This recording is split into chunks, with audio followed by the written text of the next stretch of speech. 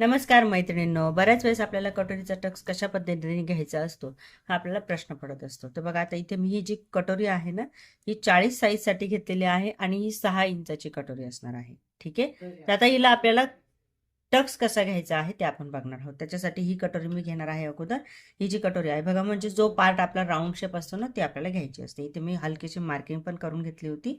हे बघा, इथून मी काय करणार आहे, इथे दुमडून घेणार आहे अगदी मध्य सेंटरला. इथे दुमडल्यानंतर इथे जो आहे, इथे पावभाग आपला सुटून जातोय या साईडने. ठीक आहे. तेवढाच पावभाग आपल्याला इथे आतमध्ये पण सोडून घ्यायचा आहे. तर पावभाग आपण इथून सोडणार आहोत.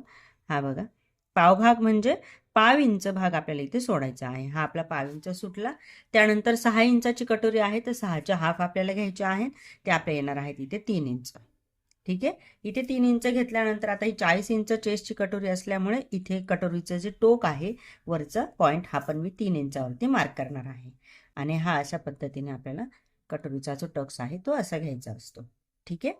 व्हिडिओ आवडला असेल तर व्हिडिओला लाईक नक्की करायचा आहे. आणि हो, आपल्या आयडीवरती जर तुम्ही नवीन आले असेल तर आयडीला फॉलो नक्की करायचं आहे. धन्यवाद.